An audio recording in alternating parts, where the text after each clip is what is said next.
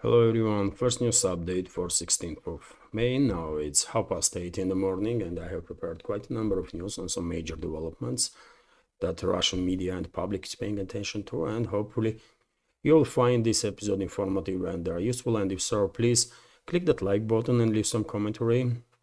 More likes and comments most likely will influence algorithm and this video will reach wider audience in that case. Well, without further delay, let's go through some news now. And first of all, of course, this report from TASS news agency about direct talks between Moscow and Kyiv that are scheduled in Istanbul for today.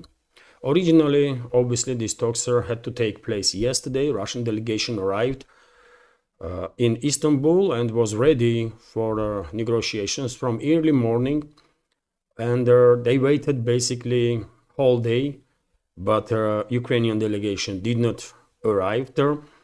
What happened is that Zelensky went to Turkey, and basically straight after he left the plane, he started mocking Russian delegation, making some insane statements that this delegation that Russia sent is not represented by as high-ranking officials as Zelensky would like, if anybody cares about Zelensky's opinions, right?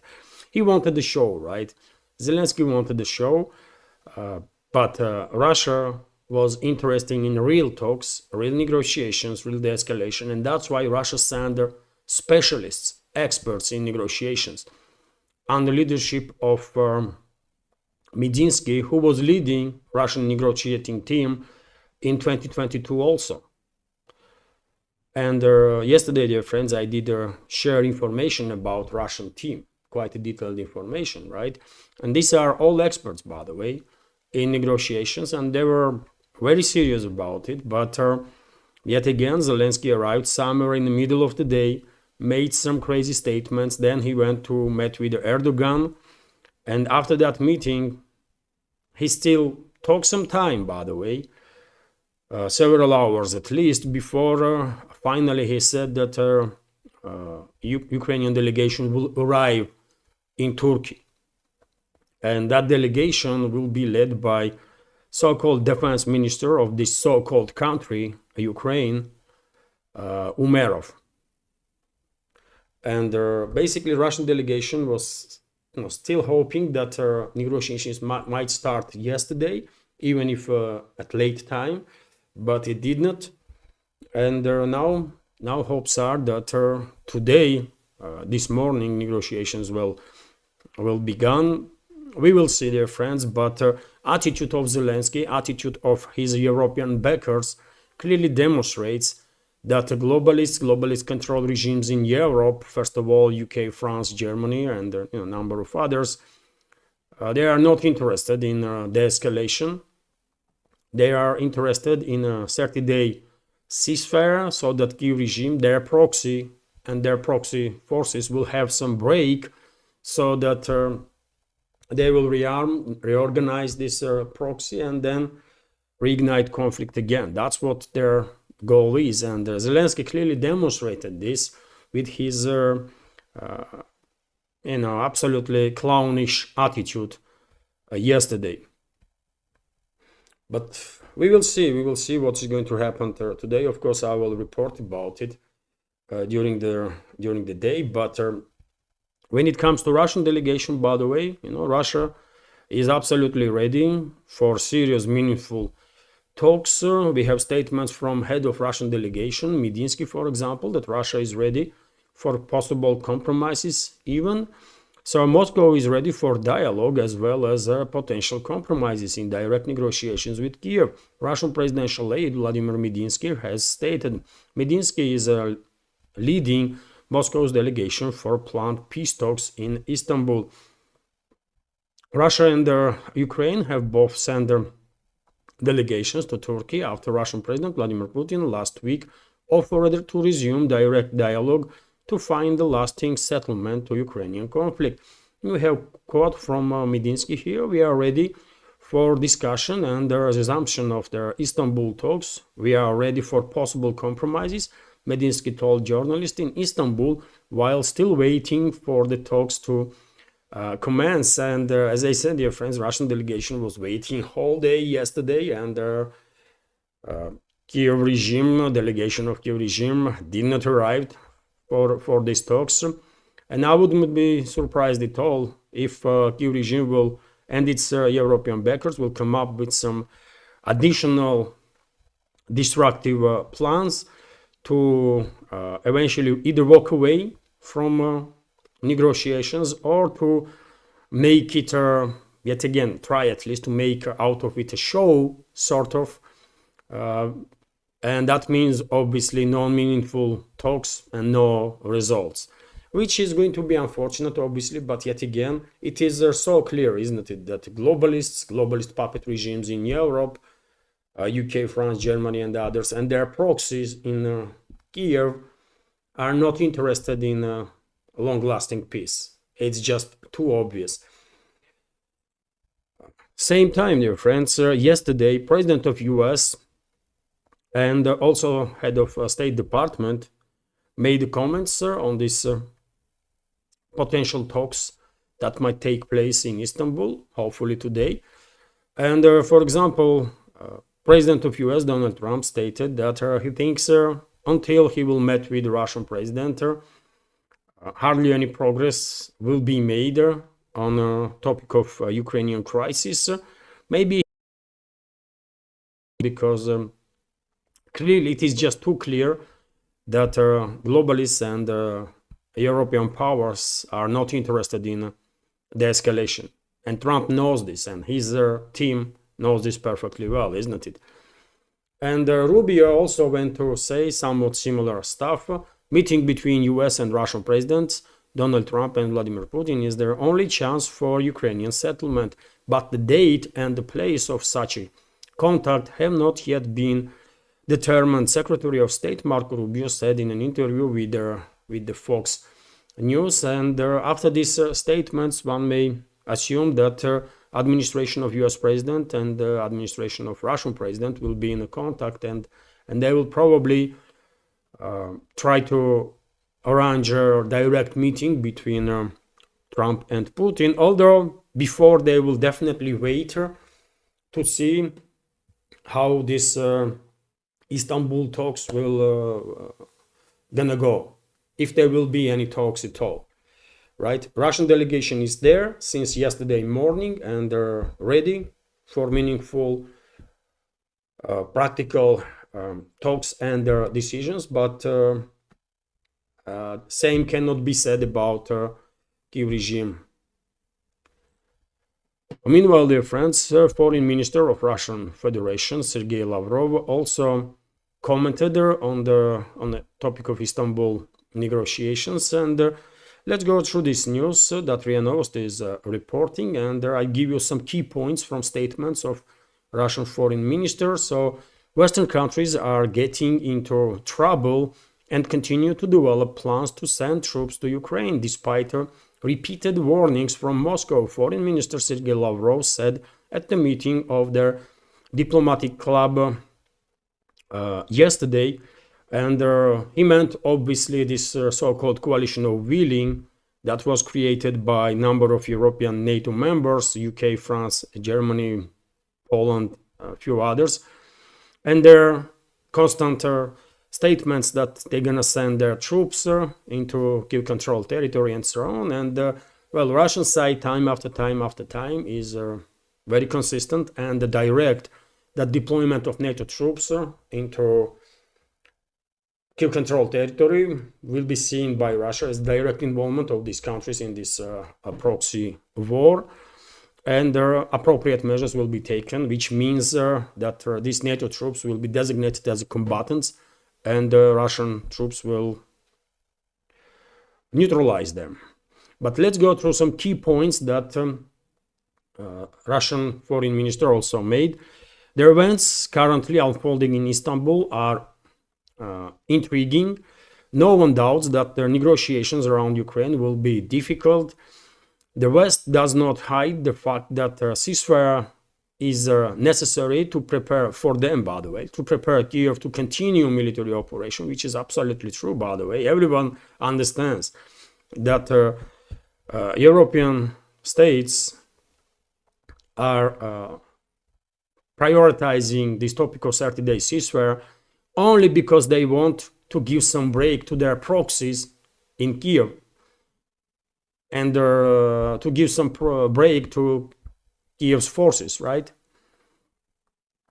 To arm them, to send more weapons, more munition, to reorganize them, give some break, literally break, by the way, because Kyiv regime's forces on many sectors of the front line are on the verge of collapse, and they desperately need a break, simple break.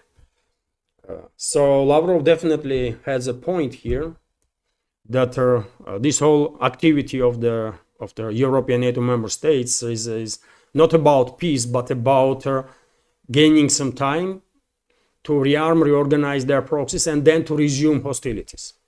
This is 100% true.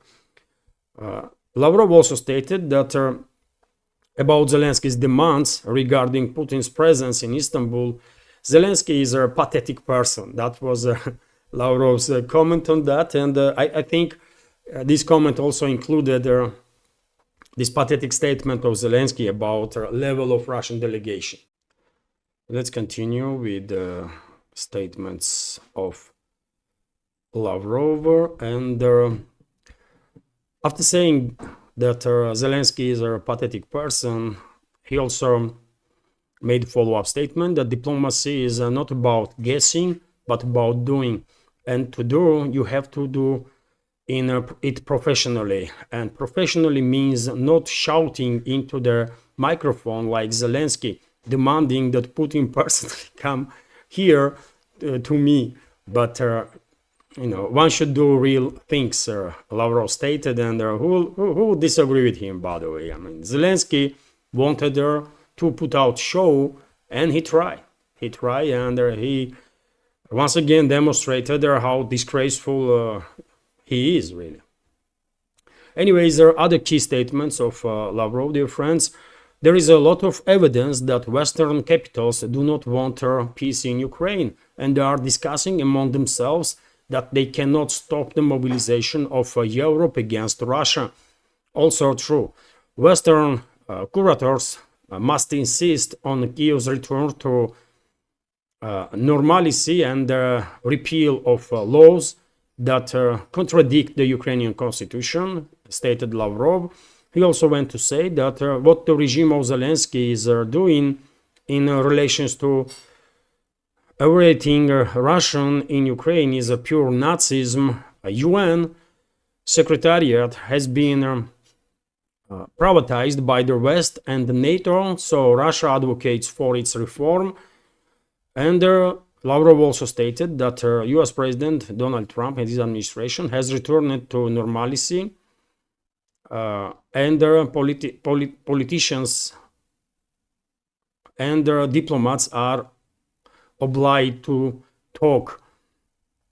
Okay, maybe Lavrov was too diplomatic there. I'm not quite sure yet that US administration get back to normality and are prioritizing now through diplomacy.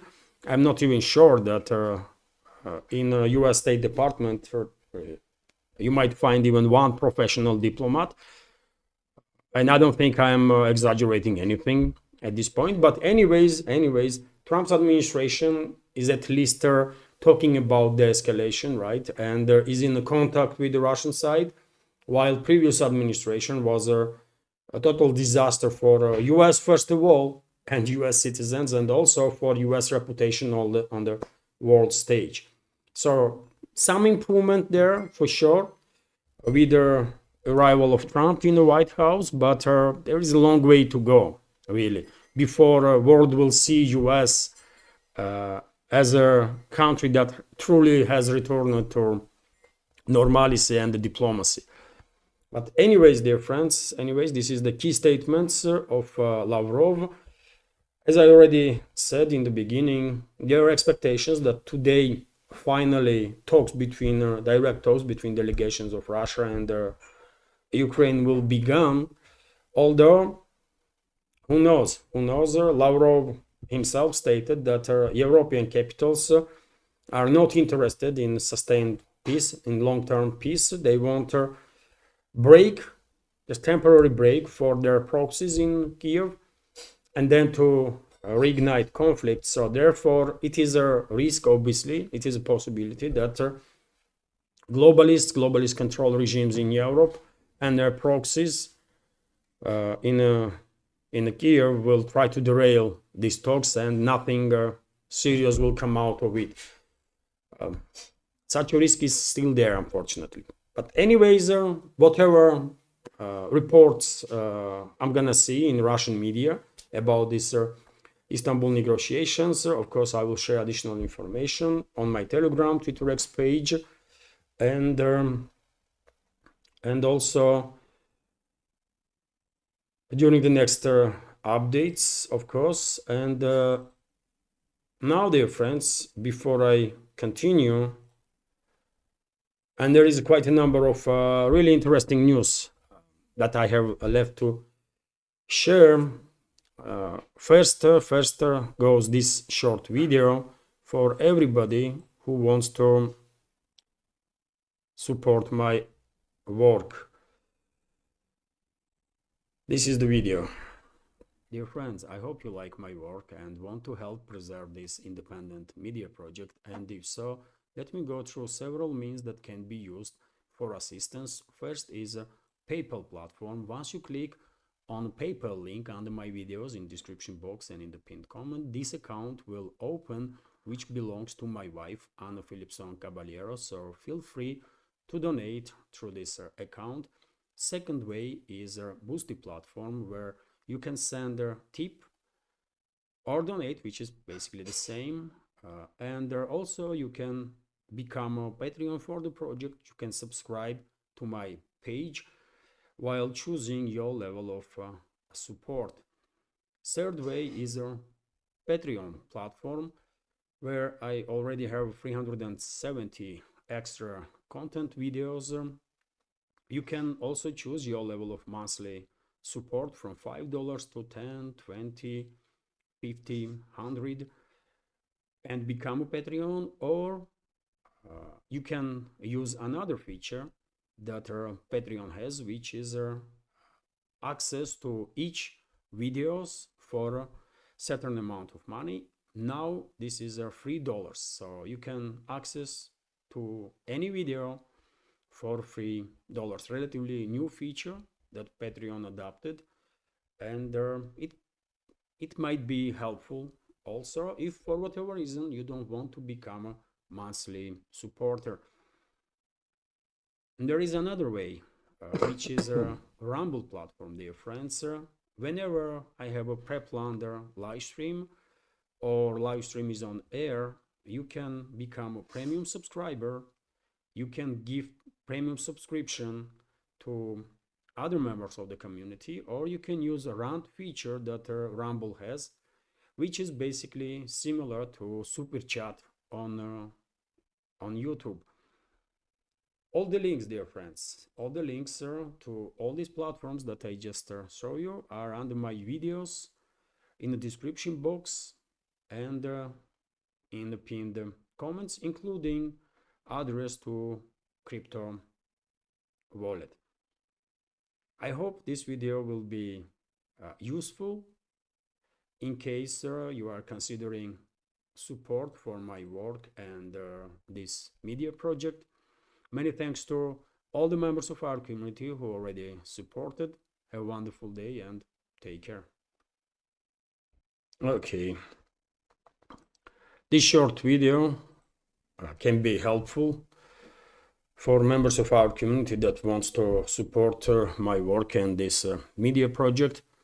And let's continue with some more news, dear friends. And we have a breaking news, sort of, which is that according to a number of sources, and RIA Novosti news agency is also reporting about it, Ukrainian Air Force lost yet another US-made F-16 fighter jet, Ukrainian sources confirm this information.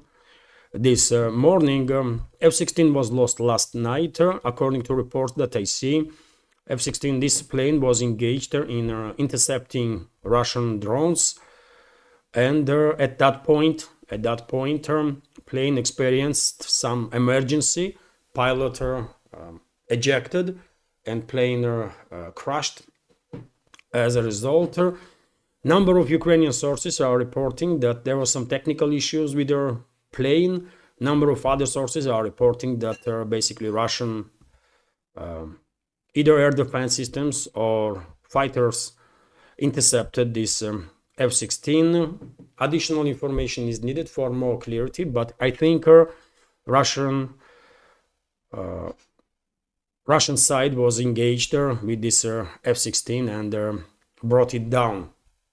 Of course, today Russian Defense Ministry most likely will share additional information on this topic, and if Russian Air Force or air defense systems were involved in the neutralization of this F-16, we will receive additional information on that and the confirmation. Also, dear friends, when it comes to zone of special military operation, we have this report that Russian armed forces liberated Tarskoye settlement and the Novoalexandrovka settlements in a DPR. It's literally everyday stuff, isn't it? When we are receiving reports about liberation of more and more settlements. This is Tarskoye, by the way. Tarskoye settlement on the northern side of Seversk. This is Seversk, and this is Tarskoye. Significant progress of the Russian armed forces in this direction. And when it comes to this another settlement, it's located on the southern western flank of Pokros-Mirnograd agglomeration. This is Novoalexandrovka settlement, and Russian troops are getting closer and closer to a border with Dnipropetrovsk region on this sector also. And according to reports, after establishing control over the Novoalexandrovka, Russian troops didn't stop there. They moved forward and basically outflanked Kyiv regime's formations that were located in Novo-Sergeyevka settlement. And today, maybe already last night, Russian troops began offensive operations to establish control over the Novo-Sergeyevka, also from the south, from the southern, eastern and the northern flanks. And once this settlement will be liberated by Russian forces, then there is a border with Dnipropetrovsk region next. Also, in addition, dear friends, reports are coming in that Russian armed forces further improve their position in southern Donetsk sector. And for example, we have reports about liberation of Volnoye Polye settlement by Russian forces. This information officially not yet confirmed by Defense Ministry, I believe, but probably either today or tomorrow, maybe day after, Russian Defense Ministry will confirm this information also. And as I said, it's daily developments, isn't it, on the line of contact when Russian troops are liberating more and more and more settlements. And this is despite their claims, constant claims by the Western propaganda, by Western so-called military experts that it is a stalemate on line of contact, right? What kind of stalemate is that when literally on daily basis Russian troops are liberating more and more and more settlements? But, you know, anyways, dear friends, let's continue with some more news. And we have this report that German Chancellor Mertz stated that Germany has no plans, at least yet, to supply Taurus long-range cruise missiles to Ukraine. Germany currently has no plans to supply Ukraine with long-range Taurus cruise missiles.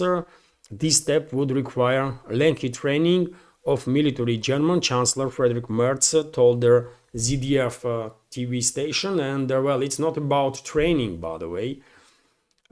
Obviously, to train Ukrainian staff to operate with their Taurus missiles will take many, many months, but it's about flight path targeting data, right?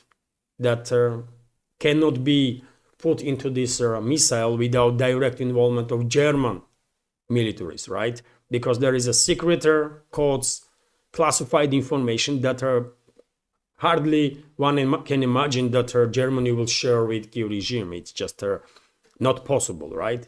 Same goes for British Storm Shadow and French Scalp-G missiles. That's why Russian side was always saying that launches of these missiles are confirming direct involvement, basically, of UK and French militaries into this conflict, because they would not share sensitive classified information with their Kyiv regime, no matter how much they want to support them in this proxy war against Russia.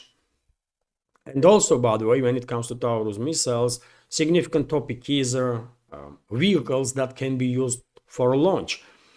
Kyiv regime currently has no planes that can be used for launch of Taurus missiles that are larger and significantly different in many ways than Storm Shadows and Scalp-Gs, right?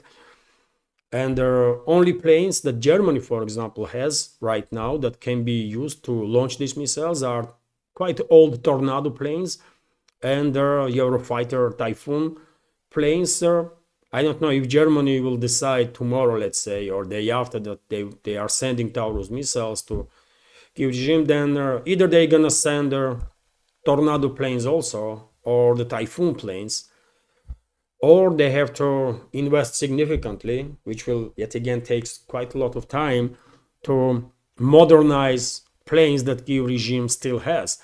Mirage 2000s, F-16s, MiG-29s, or the Su-27s, so that they would be capable of launching Taurus missiles. But yet again, due to size of Taurus missiles, I'm not quite sure, for example, that Mirage 2000 will be able to adapt to such operations.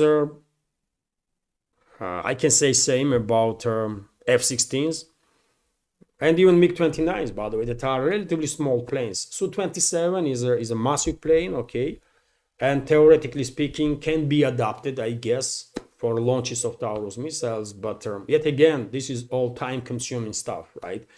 So even if Germany's this Nazi leader, Mertz, dreams about deliveries of Taurus missiles to Kyiv controlled territory and their launches, it will take many, many months before they will be ready to do so.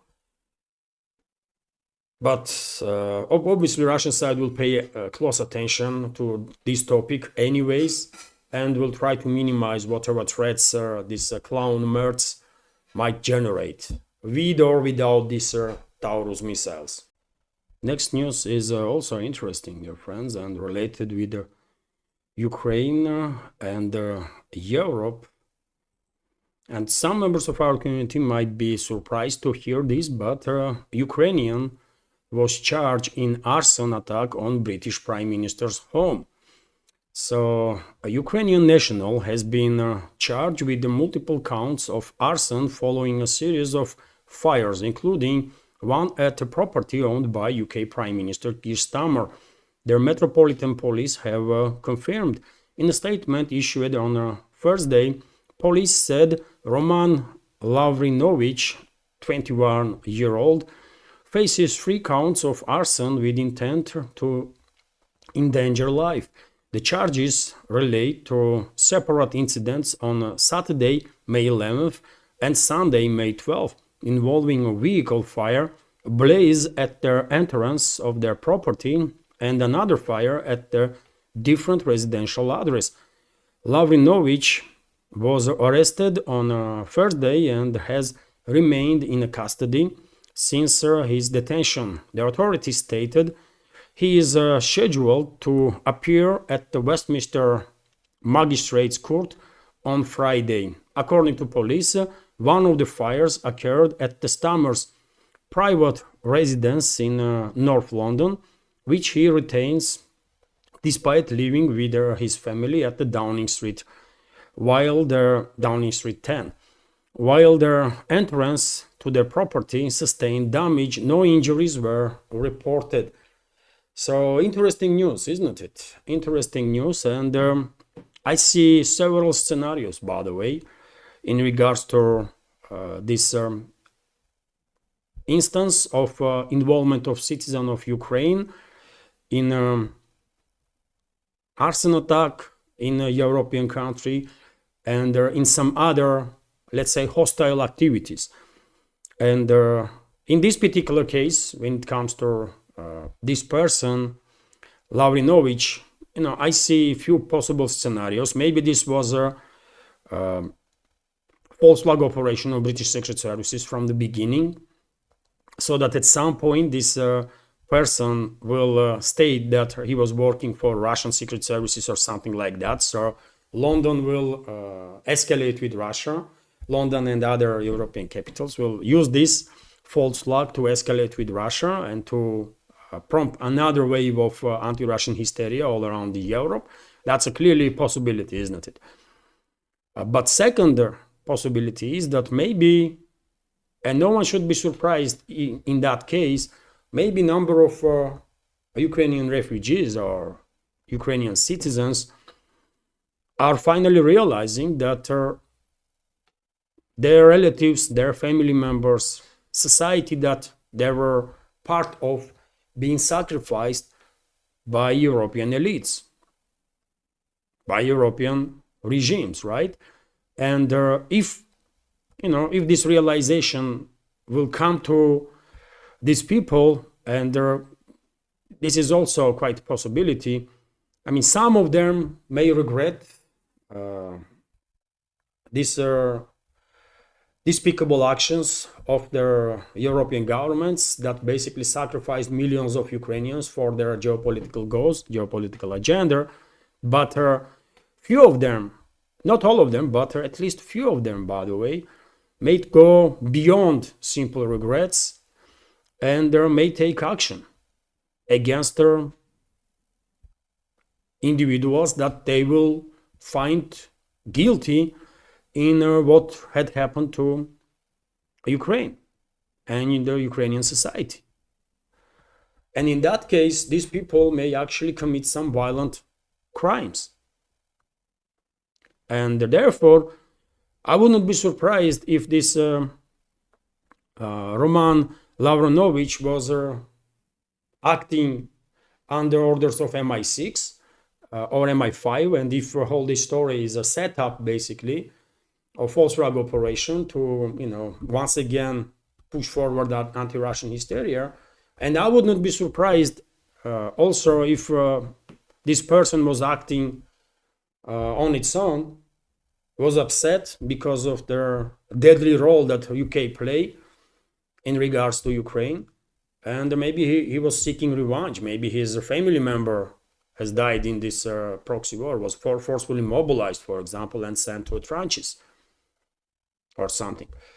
And by the way, this kind of actions from Ukrainian residents should be expected all over the Europe, because more and more people eventually will realize that they all being used as pawns, as a tool in hands of globalist puppet regimes in Europe, right, for their own geopolitical agenda. And yet again, vast majority probably will just have some regrets about it and will carry on with their lives. But a small number might, seek revenge and go ahead with some, violent activity. It's clearly a possibility, isn't it? And it's not just this, by the way, but also one should keep in mind that quite a number of extremists, Nazis and fascist and terrorist elements also penetrated Europe from Ukraine. And these people will definitely commit violent crimes and already are committing against everybody that they would not like, against everybody that they will find not being as supportive for their Nazi cause as they would want. And there is already examples of that, by the way. Yesterday I saw a video from Poland in which several young people with neo-Nazi ideology were threatening presidential candidate from opposition with violence, because they thought this presidential candidate, this Polish presidential candidate, was not supportive enough for this Nazi regime in Kyiv. And who knows, maybe these threats will not be just statements, but maybe this group will go ahead and will attack this politician in Poland. So in any case, as I said many times before, Europe is basically destined to face a Ukrainian terrorism, one way or another, but Europe will not manage to avoid Ukrainian terrorism, especially from Ukrainian Nazis.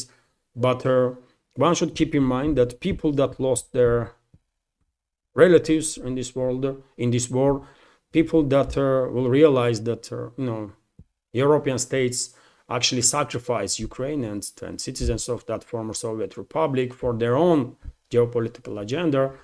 Some of those people may actually go ahead with their violent crimes while seeking revenge.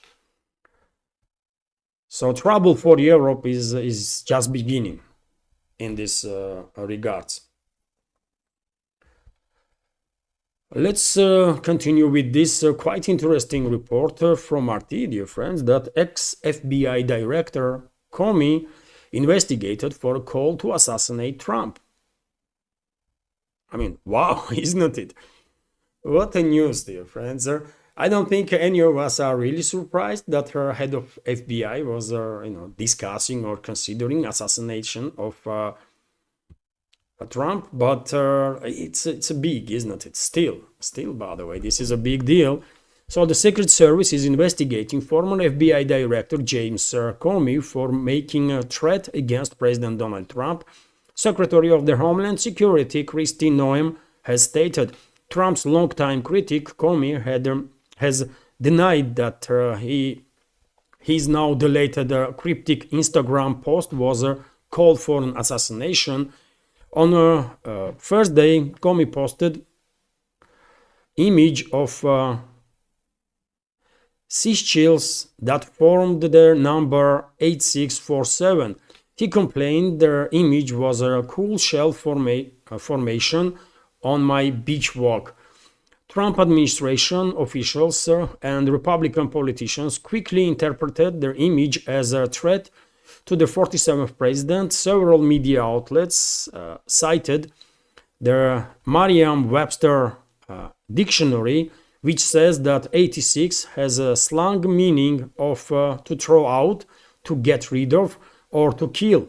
According to Newsweek, 86 is a mafia term for taking someone 8 miles out of town and putting them 6 feet under. Disgraced former FBI Director James Comey just called for the assassination of Trump, Noem wrote on X. She added that the Department of Homeland Security and Secret Service are investigating the threat and will respond appropriately. Fox News Digital cited a source in their Secret Service as saying they will send agents to investigate and interview their ex-FBI chief. FBI Director Kash Patel, current director by the way, Kash Patel said that their bureau will provide all necessary support to their Secret Service in investigation. What he said was Comey's poster directed at the President Trump. Same time, by the way, Taylor Budovich, White House Deputy Chief of Staff, argued that Comey's post can clearly be interpreted as a hit on the sitting president of the United States. The president's son, Donald Trump Jr., also claimed that Comey was casually calling for my dad to be murdered. Comey has since taken down their image. I posted earlier a picture of some shells I saw today on a bench walk, which I assumed were political message. He wrote on Instagram, I did not realize some folks associate those numbers with violence. It never occurred to me, but I oppose violence of any kind, so I took the post down. He said, Trump fired Comey, by the way, during his first term in office. He accused the former FBI ahead of spreading lies about him as a part of what he called a politically motivated witch hunt. So quite interesting, dear friends, quite interesting. I don't have a strong opinion on this topic, but I find it all, quite difficult to believe that this was just coincidence. In other hand, why would he post something on out there in the public when if he is involved in some sort of conspiracy against Trump, then why would he talk about it openly, right? But yet again, I mean, I don't know, man. In some wild times, right? And U.S. is a total mess at this point. It seems like this internal confrontation is devastating this country, and I don't know how far they're gonna go in this internal conflict. And it's not just internal conflict, by the way. One should keep in mind that these neoliberals in US, these Democrats, they are allies of globalists, right? They are puppet of globalist network. And therefore, Trump is attacked now from within and from Europe, exactly from the globalists and their assets, right? So therefore, some strong actions may be taken by White House and U.S. State institutions to minimize these threats, at least from within. And therefore, who knows? Comey may actually end up in prison if investigation will find out that this was not just some misunderstanding on his part. Anyways, interesting news, isn't it? Interesting news. Let's see what will come out of it.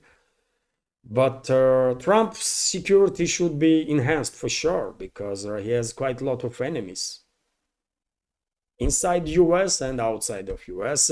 First of all, globalists, by the way. I still believe that Trump is not really a part of the globalists, not really asset of the globalists. He's probably really should be associated with certain groups in US, powerful groups that are truly America first, because they believe that America has a chances to maintain its at least to stay relevant on a geopolitical scale. So if they will distance themselves from Europe, that is definitely going down, and probably that's why globalists seek to destroy Trump and this MAGA movement. Anyways, dear friends, let's continue. I'm not an expert in American affairs, by the way, so members of our community from US can share their opinion, what they think on all these topics. Meanwhile, Kommersant newspaper is reporting that Trump proposed the resuming work of Russian NATO Council. U.S. administration proposed to resume the work of the Russian NATO Council. Bloomberg reports, according to the agency, the Americans have added this idea to their package proposal for settlement in Ukraine. Since then, the U.S. has added the new details to its proposal, including proposing to resume security talks within the Russian NATO Council. Bloomberg writes, citing a source, the NATO-Russia Council was established in 2002 as a mechanism for consultations between the Russian Federation and the North Atlantic Alliance. In April 2014, following Russia's liberation of Crimea, the alliance suspended all practical cooperation with Russia, but kept channels of communication open for an exchange of views. Since then, 11 meetings have been held with Ukraine at the top of their agenda. Anyways, by the way, I think NATO should be dissolved, right? So therefore, I don't really see any reason why should Russia go back to this format of communicating with NATO. It makes no sense, really. With whom you're gonna talk? I mean, with the elements that you can never trust. NATO is a terrorist organization and should be dismantled as soon as possible, and that's about it, man. Nothing to add there. Meanwhile, also we have additional information about this story that happened in the Baltics recently, a couple of days ago, when Estonian and Polish militaries tried to hijack oil tanker that was heading to Russian port. And as you know, dear friends, I shared information about it yesterday. Estonian militaries tried to board the tanker twice at least. They failed. Tanker crew didn't listen to threats of Estonian militaries and continue their route, by the way, because they were in the neutral waters. And who the hell Estonian militaries are to, stop this vessel? Who give them any rights of that? No one, right? They are nobodies, complete nobodies, right? And the vessel continue its route, by the way, without paying much attention to these Estonian terrorists. And at some point, Russia deployed either Su-27, either Su-35, based on video, by the way. It is clear that it was a airframe of Su-27, but Su-35 and Su-27 have somewhat similar airframe, isn't it, sir? One of those planes were deployed by Russia, and after that, these Estonian and Polish terrorists backed off and ran away. And the vessel successfully reached Russian port, where it still is, right? And this was a sort of embarrassment, obviously, for these Chihuahua states of NATO, Estonia and Poland. And the Estonian foreign minister went to complain about it to US. So let's go through this news here, dear friends. Estonian foreign minister complains to US over failed attempt to seize a tanker Jaguar in a Baltic incident. So Estonia's foreign minister, Margus Tsahkna, or whatever his freaking name is, reportedly lodged a complaint with the US Secretary of the State, Marco Rubio, after failed attempt by Estonian and NATO forces to intercept the civilian tanker Jaguar in neutral waters. Tsahkna claimed that the Russian fighter jet had violated Estonian airspace while Tallinn was attempting to redirect the Gabon-flagged vessel headed for the Russian port of Primorsk into Estonian jurisdiction. The accusation came aimed what appears to be an increasingly aggressive posture by Baltic NATO members in the region. NATO Security General Mark Rutte also commented on the incident, pointing to what he called a rise in maritime tensions. In connection with this event, and they've only increased over the last 6 to 12 months, we maintain air policing mission over the Baltics, as well as the Baltic Century Initiative, which focuses on protecting our critical underwater infrastructure, Rutte stated. Okay. On May 14th, by the way, NATO aircraft and Estonian naval units attempted, as I already said, to intercept this vessel, this oil tanker Jaguar, in international waters. But vessel's crew did not listen to threats and orders from these NATO terrorists, continue his path, and then Russian fighter jet came along to help them out quite successfully.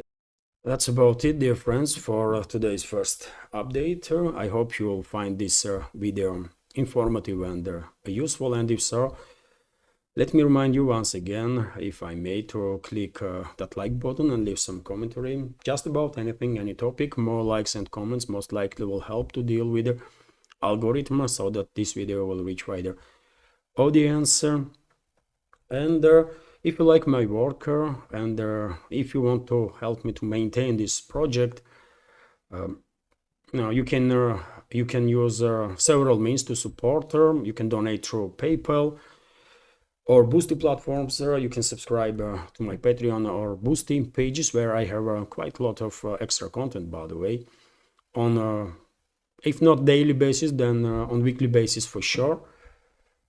And you can also support with the crypto. All the links are under this video in the description box and in the pinned comment. Have a wonderful day.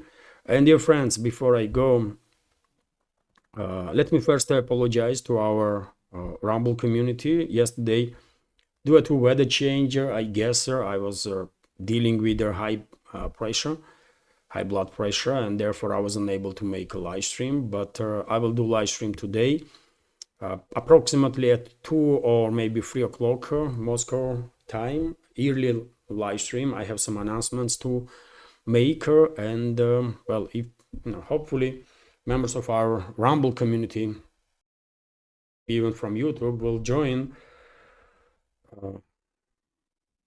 I will give you an announcement about it on my about beginning of the stream on my Twitter X and Telegram channel. This is it for now. Have a wonderful day and take care. Bye for now.